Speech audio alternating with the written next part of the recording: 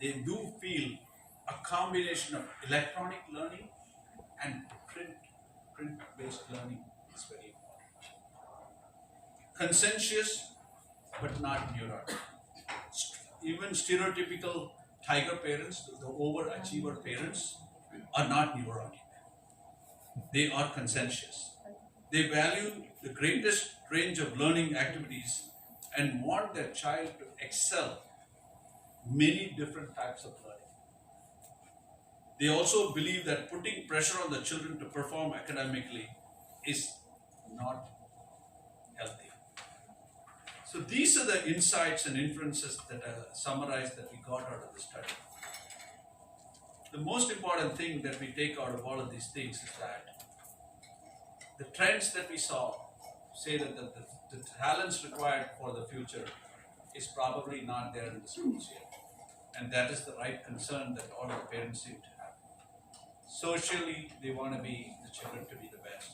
And their parents are willing to make sacrifices for their children. So, and that is what we found out of these studies. We'll be going through some sessions in the future to discuss a little more of your questions and thoughts on these things. I really thank you for your attention as we did. I'll say thank you for being here to be ready to make our children future ready with education. Thank you so much. Could you, what kind of parenting style are you? Napaisip ka na, no? It's good to think about, right? Are you conscientious? But I think the most important bit for me was that we want our children to be happy. And that's super important. So the activities that you did learn are starting to make sense now as well, yes? No? It's almost lunchtime, guys. We're almost there. As a parent myself, it's great that there are companies like HP who really make a point to understand what we need for our children and to actually make innovations that support their learning. It really helps parents better future-proof their kids. Don't you like that? Future-proof, making them more ready for whatever lies ahead. However, don't just take my word for it. We actually have more guests today who will tell us about what they think about the insights from that study. Let's first welcome Mr. Edric Mendoza. He's an educator and loving father of not 3, not 4, not 5, but 6. A round of applause, please. Yes. Batchmate ko pa to. He has 3 times the number of kids I do.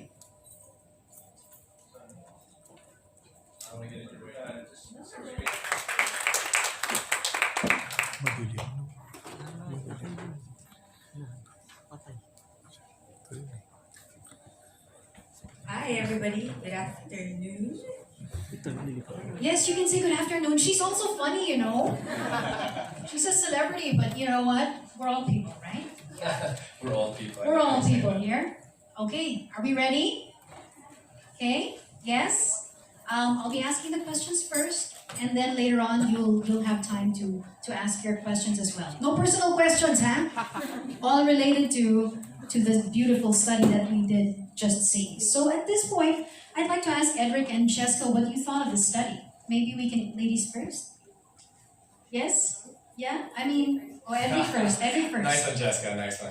Yeah, so I found the study very fascinating on 2 fronts when I went through it because of my involvement in the education space and as a dad.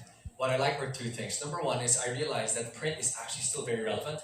You know, our kids are all about gadgets and digital, and you know, when we came across studies separately, like one done out of the San Jose State University, it said about reading, you know, because our kids reading, it said when we read, we do more scanning and jumping around when it's digital. So he says when you do linear reading without any skipping or jumping, we're actually engaged in deep reading.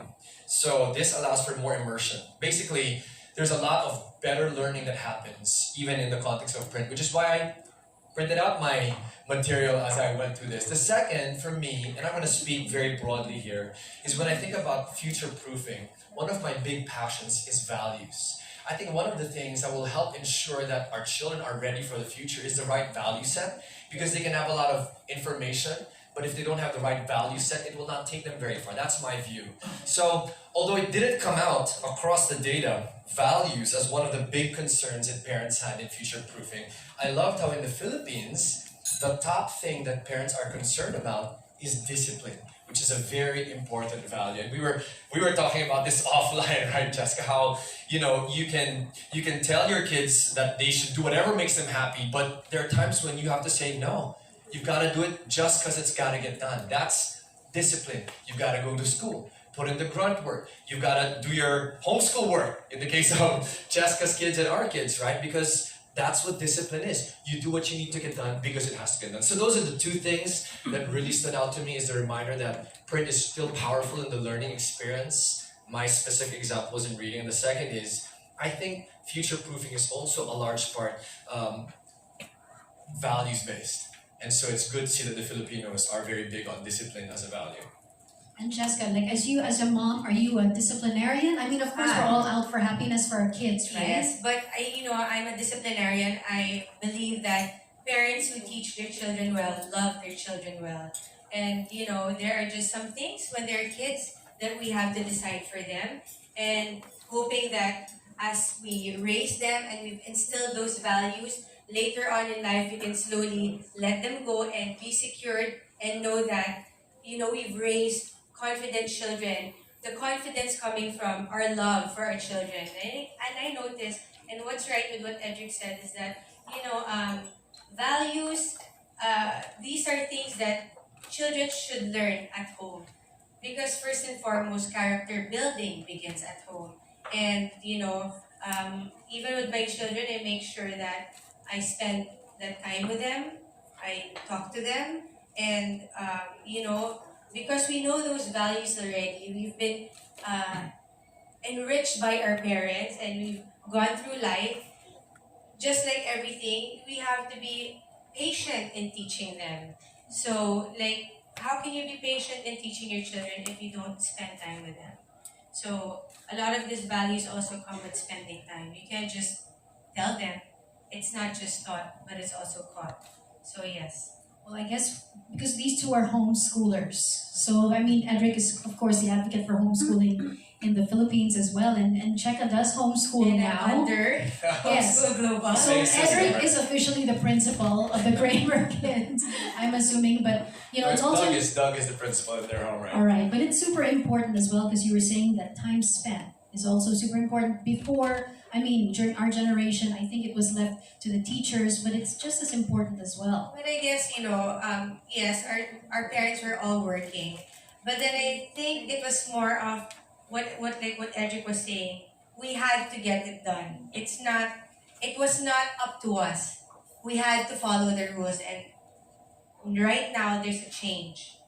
Because now we are trying to understand them. But usually what happens is when you just keep understanding, but don't really give enough time to talk about the situation or why it is the way it is, then we lose sight on instilling something valuable to them. And when you talk about future-proofing, because you were talking about that in terms of values, but then we also have to realize that the world is shifting and changing as well. You've got the whole mix of print versus right? And in terms of gadget time, but then you can't also restrict children from gadgetry and all of this, because that's sort of the way of the future, right? You know what? I allow my children to have a bit of time to play with their gadgets, but then it's not everything.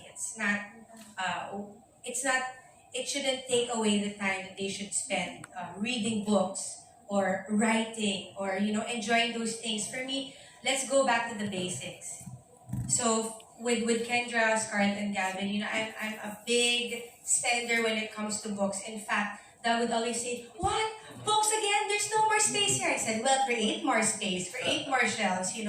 For me, there's nothing like. I always remember Kendra would tell me "Mama, why there's so much books?" I said, "You know what? In books, it's limitless. You're in the movies when you watch."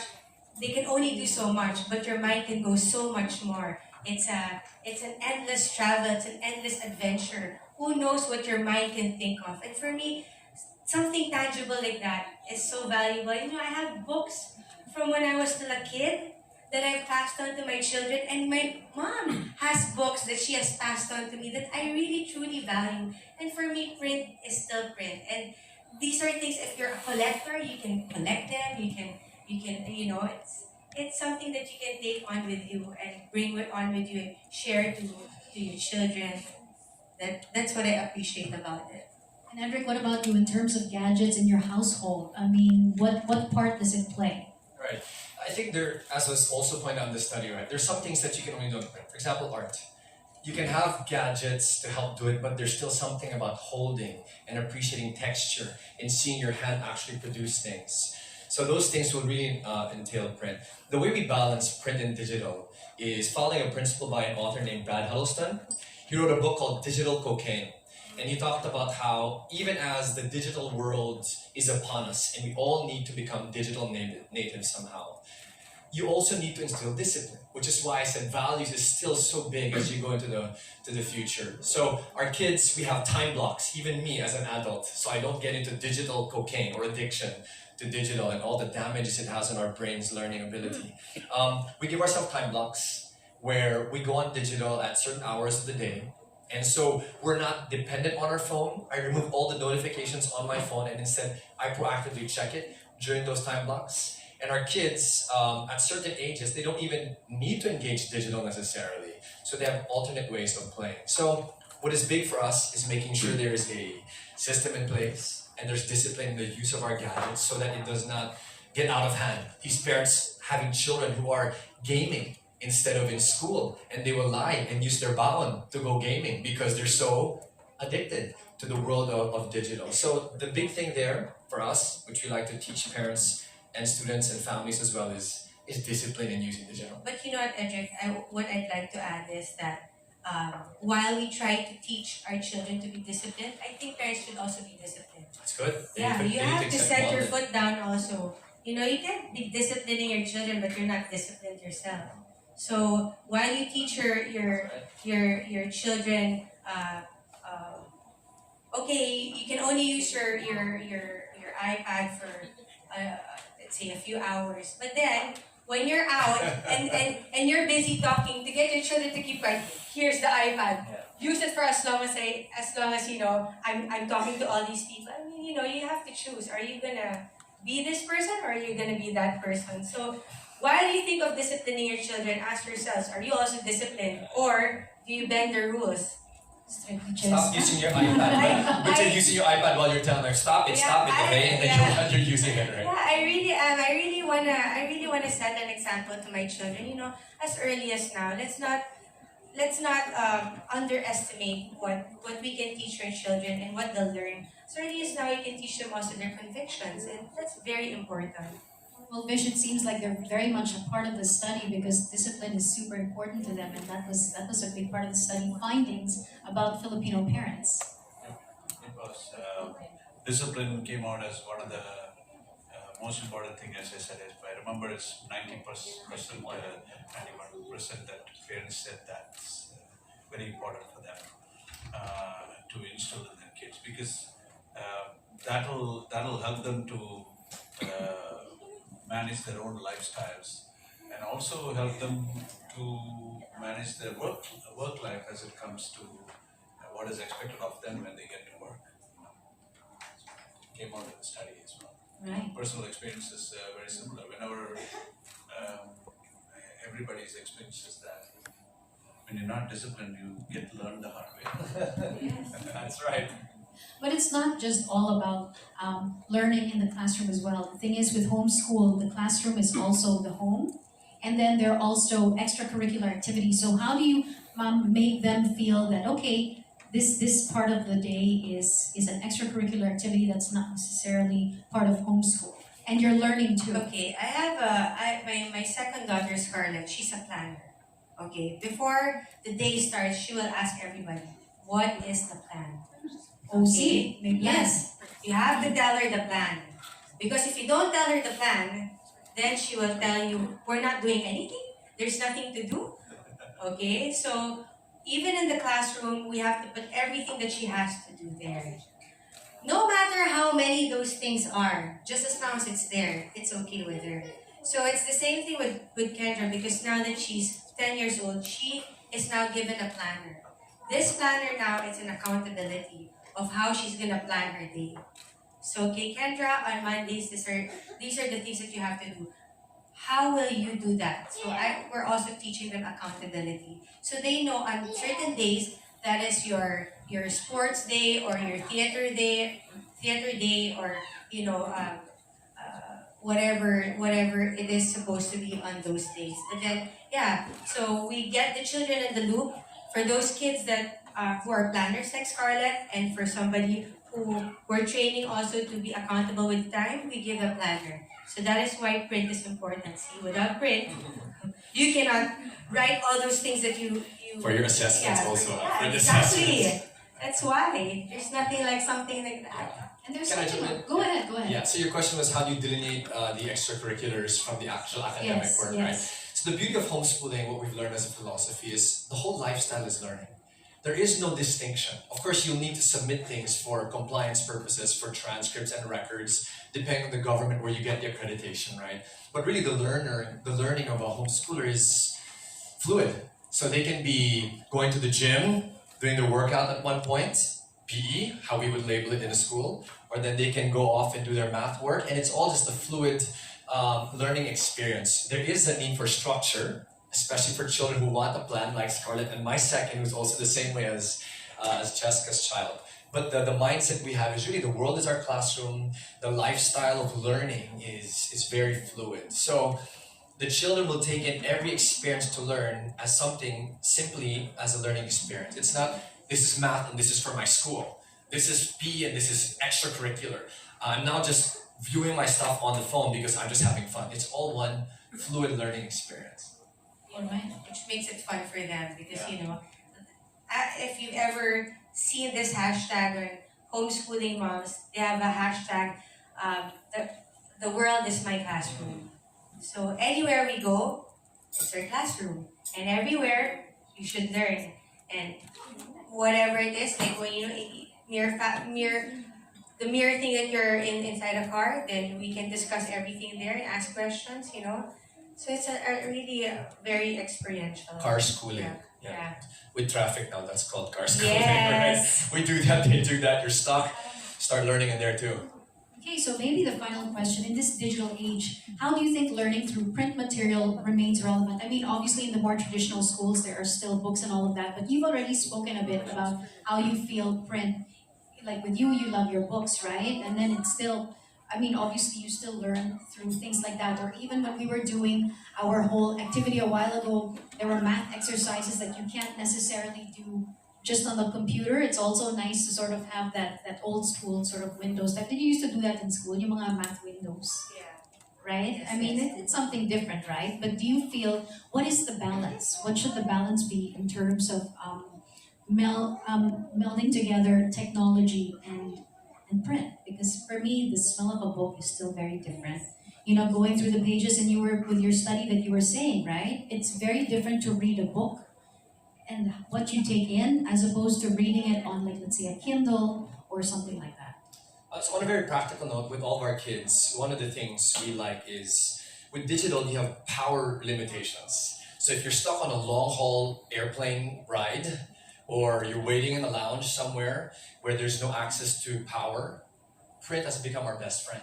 So my wife will print out the work they need to do, we'll print out the stuff we need to go through, and it becomes a very viable portable medium, right? We bring it in the plane, in the car, and we're not worried about, oh, may power ba dyan? We have to recharge all of our gadgets because there's just not enough juice to help them keep learning from those devices. So in that sense, that's how print has been powerful for us, apart from the reading data I gave earlier on how it's deep learning and deep reading is a benefit of having print. Yeah, just for what is happening in the print world today is that things are turning digital. Gone are those days when material was printed and things were printed in hundreds of thousands, and then it was the same material available for everybody, right? Today you have a choice to choose what you want to learn. Digital content is available, and that digital content, when printed, gives the maximum amount of value because it is relevant, and it is in print form. In the print form, as we many people have studied and found out, is that it helps with retention, vocabulary improvement, attention span. Because as you rightly pointed out, when the attention span is very low when you're looking at a screen, because you're always distracted with something else. So, but to get the right content for you to be printing and reading, you need to really have digitization of information, which is what we have aplenty today. Information is available aplenty in the digital world.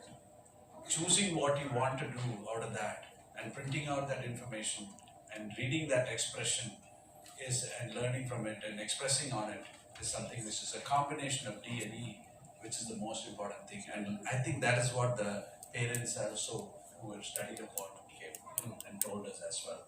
And I see this manifesting in every which way at my home or anybody's house, where there is always a combination between digital learning and printed learning. But it's the content which is digitized that is becoming more digitized and more personalized, which is becoming very relevant. All right, so with that, we'd like to thank our panelists from my end. I think we can give them a round of applause. But it's not done yet, because at this point, you can also ask your questions. All right, so, but for me, I could personally